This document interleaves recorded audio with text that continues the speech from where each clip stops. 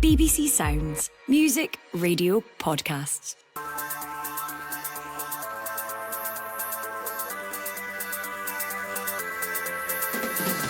Hello, I'm Bradshaw and this is a Scottish Football Podcast. All the news, views and analysis you need on Friday the 8th of August, after a terrific night for the Scottish sides in Europe. But it will be Boyle to strike. It would be a second for him, a second for Hibs on the night. Can Martin Boyle double Hibs' advantage in Belgrade? He's running up now, he scores! Hibs are in pole position after a win in Belgrade and Dundee United with a brilliant draw in Vienna. And we've a stonking weekend of domestic action to look forward to. Chance here. Oh, it's an equaliser again! And again, Falkirk draw level. It's Falkirk 2, Dundee United 2. Pittman does what Pittman does. He arrives late into the box. Kilmarnock 2, Livingston 2. The two promoted teams go head to head in Livingston. And are we going to see a Scottish winner of the Ballon D'Or? Scotland get a bit of fortune with the award of the penalty, and Scott McTominay, as he so often does, stays calm and slots it past the goalkeeper to make it Greece 0, Scotland 1. Caroline Weir and Scott McTominay are both on the nominee list for the prestigious trophy. The Scottish Football Podcast from BBC Sports Scotland.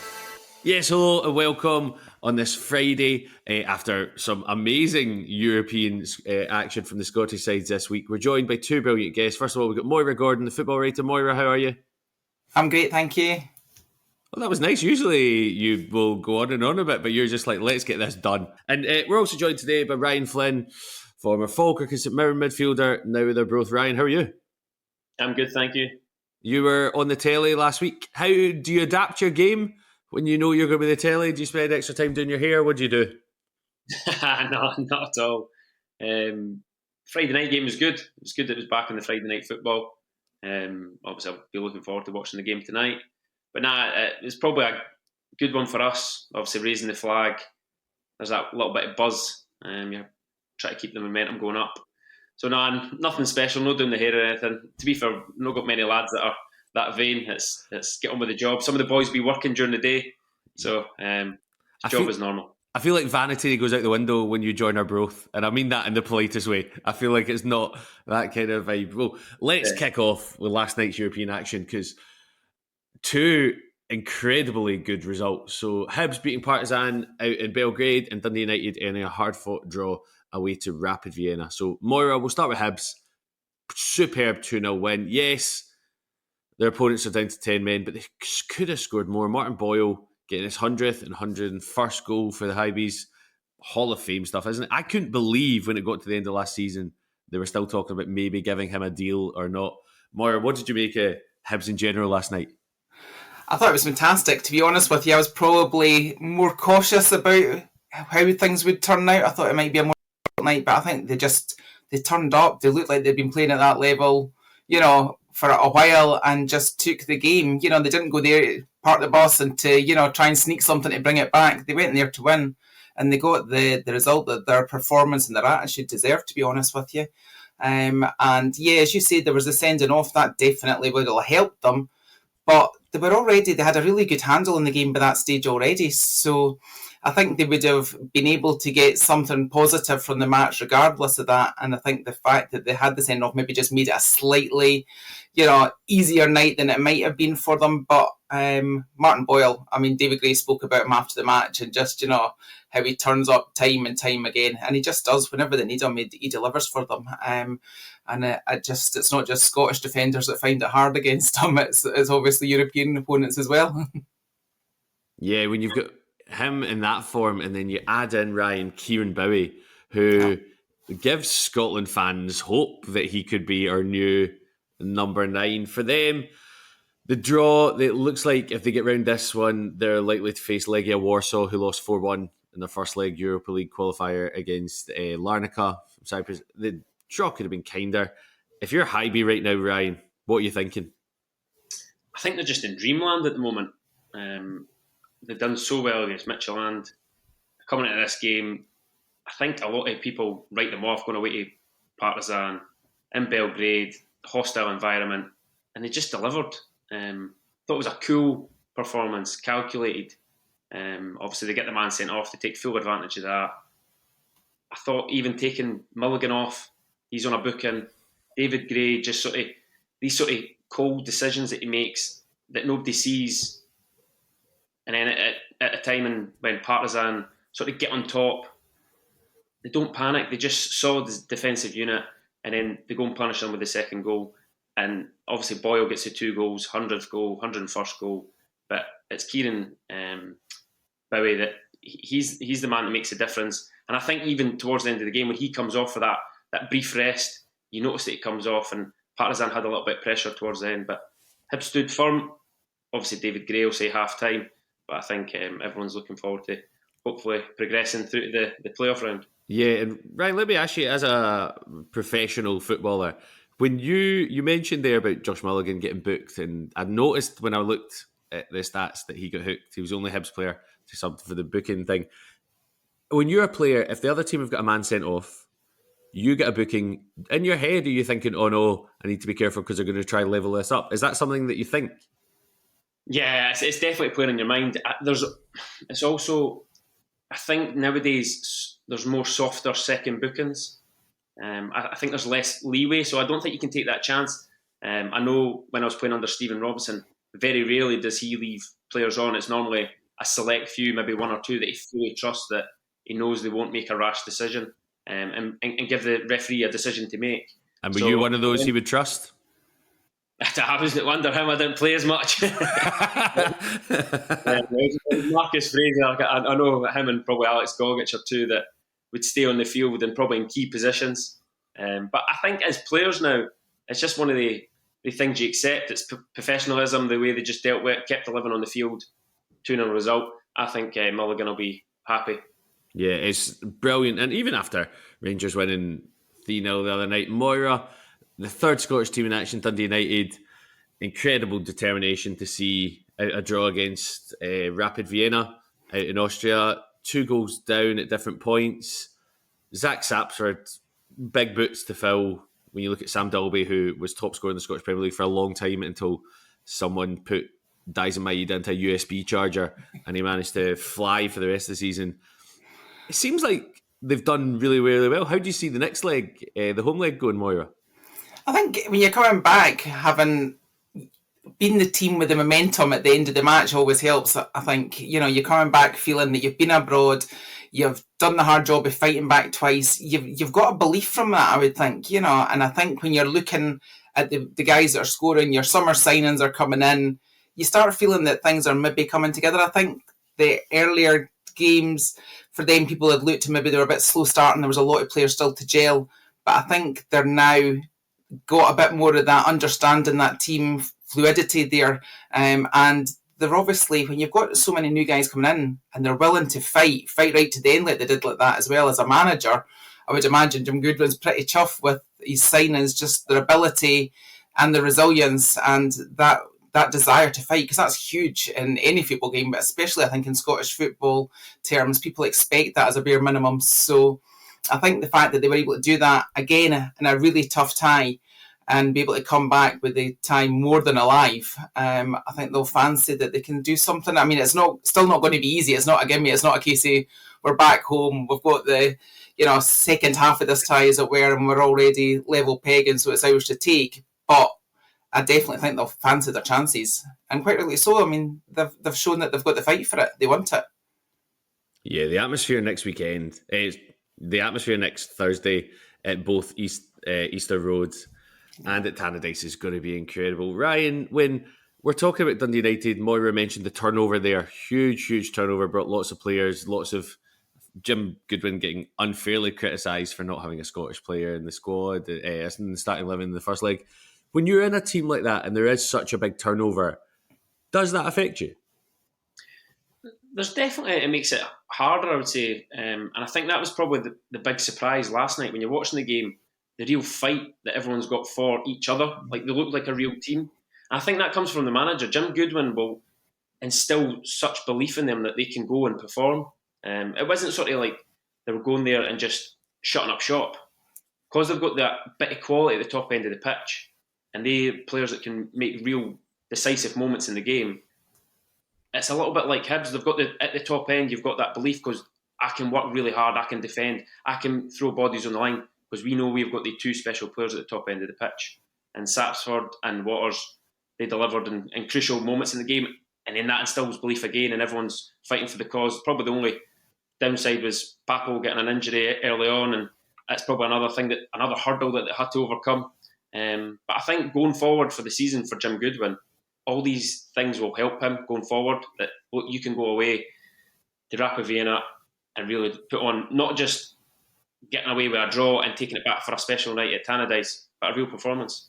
Yeah, it was superb, and even better if you get a chance, have a look at social media and watch after Waters' goal the Dundee United fans sliding down the stairs in his bum. Very, very enjoyable. Now let's take a look at the weekend's matches. So it gets off with a bang tonight. Ryan, you played in the Friday night game last week in the Championship. Good point for Arbroath, but tonight Ross County host St Johnstone in the Championship. Two probably the bookies' favourites, I'd imagine. Partick Thistle were mentioned briefly, but then we got scudded 5-1, so let's not talk about that. Ryan, you're going to be tuning in tonight, and who's your money on? I just think Ross County are the team that have really got to deliver here. I feel it's obviously only the second game of the season, but I feel like there's real pressure starting to build on Don Cowie already, because they follow the League Cup groups. The way the season started with 2-0 up, pegged back to 2-2 against Airdrie. And I think St Johnstone, there's a real buzz about them just now. So I feel the game's a little bit bigger for Ross County than it is St Johnstone. St Johnstone had a wee bit of Ross County's number last year as well. Managed to beat them 3 times, I think, over the season. So I think it's Ross County that's really got to deliver. But the one thing I'm expecting tonight is goals. Obviously last week, as you said, St Johnstone put on a real performance, put 5 past Thistle. So, I'm expecting a good game. I just think Ross County have got to deliver, but I'm expecting goals. Yeah, St Johnstone honestly could have scored 8 last week. And big shout out to Kenny McIntyre for tipping us to win the league literally about an hour before the game kicked off and off the ball, and me laughing because I knew it would happen. I think the signing... laughing at the end. Yeah, well, yes. Just through sadness, Moira. You got to laugh and you got to cry. That's it. You know that. You support Spartans. So the two-way, good result for you guys, though. It was. I wasn't crying. Yeah, the 2 ways you can go, I think, in the Championship. I think signing Stevie Mallon for St Johnstone is going to be an absolute cheat code. The two teams that were in the Championship, Moira, last season, Livy host Falkirk in the battle of the newly promoted sides. How do you feel that's going to go? It's quite interesting hearing Ryan talking about the last fixture there, because I think it's kind of similar. Here I think there's real pressure for Livingston to deliver in this one, actually. When you look at the fixtures coming up, that you're not necessarily seeing where points are coming from. Celtic, Rangers, Aberdeen, Hearts in the next 4. So this is one where they really need to try and pick something up. I don't think David Martindale would panic if they didn't. He knows it's a long, hard season still ahead. But I think for the mood around the team, around the fans, and just to not get too detached or too downhearted, I think they need to try and get something tonight. I think it also is a marker, because a lot of people have been talking up Falkirk ahead of this season, saying that there could be the surprise package. So I think Livingston will want to prove that, tell you what, there's 2 of us that arrived here and there's not just one team that's going to perform. So I think it'll be an interesting one to see, but I think it's probably more important for Livingston to get something from the match or get the victory if they can, just to tide them over the next few weeks that are going to be pretty hard going for them. Yeah, I think it's really interesting to see. I was listening to Sportsound last week. Nearly every pundit, the 2 teams that come up, they weren't getting really tipped for relegation because Stephen Presley, Dundee, Ryan, they lost to Hibs last week. They've not had a good League Cup group, and then they've got a trip to Ibrox. It's not been the easiest start for them. How do you think Dundee are going to do against Rangers? I think obviously watching that Hibs game, the way they sort of sat back as well, it's going to be a real difficult night. It'll be that later kick-off on Saturday. It's obviously perfect for Rangers going at that game, but I think it's a hard one for Stephen Presley. I just think you're going in and you're losing not just players and numbers, you're losing key characters within that dressing room. Obviously Mulligan left, Cameron left, but also Joe Shaughnessy. I think he's just a big part behind the scenes to remain calm through the hard times and not get too down. But I think it's going to be a tough one at Ibrox away. Can they maybe put on a performance that they can build some belief from this? But only seen one winner on the night. Yeah, when you look at it as well, like you said, 5:45 kickoff on telly, that could make it worse for Paisley, because if they get a hiding, it could be really, really difficult. The other half of the Old Firm, Moira, Celtic dug deep last week to beat St Mirren, but their fans still looking for a striker, still constantly talking about different positions. I think they're surprised that Yang, well, the star last week was a 34-year-old James Forrest. They've played Aberdeen in the lunchtime kickoff on Sunday. The Dons, not that impressive against Hearts on Monday night. How do you see that one going?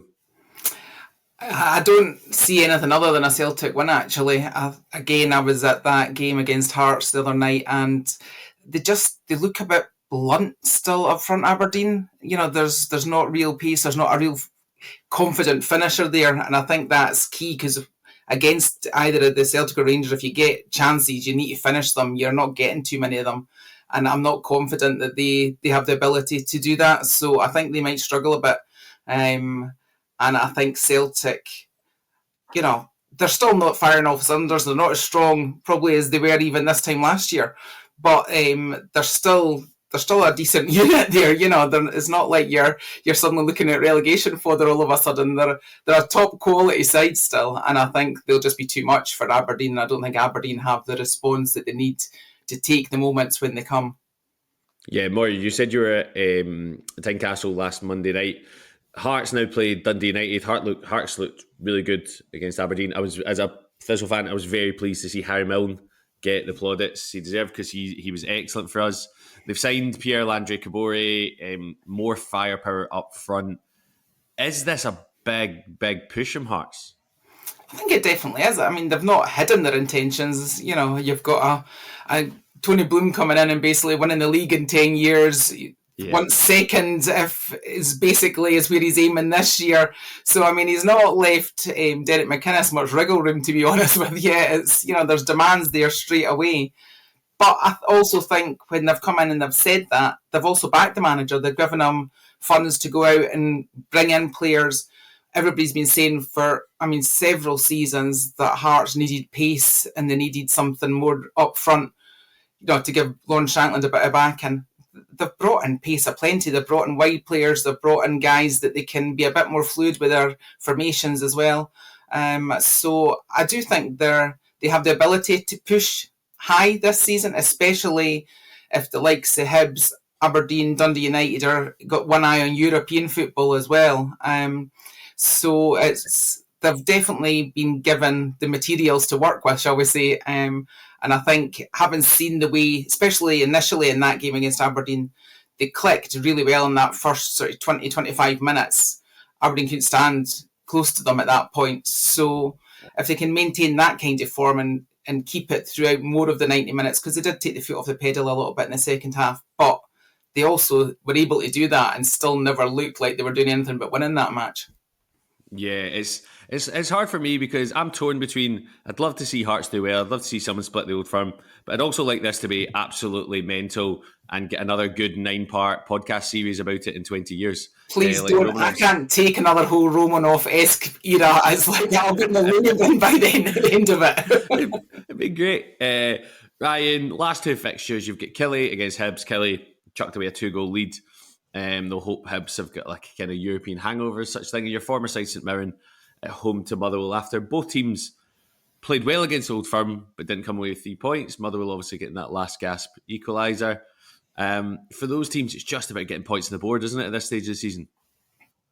Without a doubt. I think, obviously, I was at that game, the Celtic-St Mirren game. St Mirren were actually outstanding, the way they sort of shaped up, defended, also tried to get after Celtic at times, tried to make it difficult. They don't just sit at the edge of the 18-yard box. They were getting after them. Didn't threaten too much, but defended resolutely throughout the whole match. And I think they'll take real confidence from that performance. Like, they were really, about 5 minutes away from taking a point away from home. And then Motherwell, they were a bit of a joy to watch, to be honest, against Rangers. Sort of the football they played, the way they moved the ball around, building out for the back. So it's a real sort of contrast styles in that game. So it's who can implement their style in that game. I just feel Stephen Robinson at home will look to get the 3 points there. So yeah, it's just about getting points on the board as early as possible. The Hibs killer game, as you say, Easter Road, I think that'll be bouncing. I think David Gray will use that. He's not rotated too much from Europe to the games at the weekend, and I think he changes the mentality within the squad, sort of saying, not allowing that fatigue shout or players are tired, freshen up the legs. He just going with it, going with the momentum. I think that's key in football. And as players, you've produced on Thursday, but you want to go again. You want to show your home support. So they'll be looking to take the 3 points. Kettlewell will be looking to spoil that party. Yeah, it's an excellent weekend of fixtures. And because the English Premier League isn't on, you get Scottish football highlighted on telly. So you can watch Ross County v St Johnstone from 7:30 tonight on the BBC Scotland channel. All the Premiership games are available on Sportsound, and your Saturday starts with Off the Ball at 12 o'clock. And finally, I think something we're all very happy to see. Scott McTominay has become the first male Scot since Ali McCoist to make the list of nominees for the men's Ballon d'Or. Moira, just testament to the season he had last year, isn't it? It's fantastic. All the accolades, all the plaudits he's got, all the team honours, individual honours, it just keeps racking up one after the other. And I mean, he must thank his lucky stars he said yes to that move, because it's been brilliant for him. And it's brilliant for Scottish football to see a Scottish player in amongst that. Yeah, it's a short list of 30, but my goodness, any one of us would like to be in that short list, So it's exalted company he's amongst. So for him, it can only build his confidence even more. It can, for us, it can only give us hope that, we can keep producing this level of player. And, fantastic. Yeah, Ryan, you started off at a big club. You were at Liverpool. When you leave a club like he did at Man U last season, it's obviously a gamble. Did you see him doing as well as he did? No, I don't think anyone projected that. But I think for him to be brave enough to leave Man United, his boyhood club, and it feels like he's really embraced going over there. And obviously, I think you've got to credit the manager, Antonio Conte. He's obviously seen exactly, maybe it's Steve Clark playing in him and the more attacking role. He's seen that, and I mean, he's really produced the goods. I was watching the game when they won the league. He obviously scores that scissor kick. The fans adore him. I just think it's, and obviously for everyone back home to see how well he's doing, and sort of the next generation coming up can see that and sort of strive to be that next Scottish player that can potentially get a Ballon d'Or. Yeah, I was walking around, I was in Naples a couple of weeks ago, and it is McTominay Central just now. There's a mural, there's Scotland flags flying, there's stickers made of that bicycle kick. It's amazing. And when you go on holiday and people go, oh, are you English, are you Irish? Everyone knew I was Scottish, and they just wanted to talk to me about McTominay, and it was incredible. But he's not the only Scot on the list, Moira. Caroline Weir, nominated for the Women's Award as well. It feels like that's a bit long overdue, doesn't it? I mean, it doesn't. She's obviously been performing at a really high level for so long, but to come back, I think she was out for about 9 months with an ACL injury, came back to have the season she's just had. And, Ryan will maybe know, I don't know how many bad injuries, but, when you're out injured, to be out for that length of time, demons are hard to fight, And she suddenly comes back, and she'll be looking back in it now thinking, why was I so down at that point? Look at how brilliant life is at the moment. So to come back from injury, I think she came back her very first game she scored, and she just went on scoring and playing brilliantly throughout the season. So earned that just with her mental resilience as well as her footballing ability that was always there anyway. Yeah, incredible. 2 Scots nominated for the Ballon d'Or. First time since 1987. Just so good. That's all we've got time for. Many thanks to Ryan Flynn and Moira Gordon, and thank you for listening. Remember, we're here with new episodes of Scottish Football Podcast bright and early every day, so make sure you don't miss out. Subscribe on BBC Sounds and put push notifications turned on in your phone. Thanks for listening. We've got an excellent weekend of Scottish football. I hope you enjoy it. And just remember, the next time you watch our broth on TV, Ryan Flynn, who doesn't have a hair out of place, has pretended he's not done his hair specially for the cameras. Thanks for listening. Bye-bye.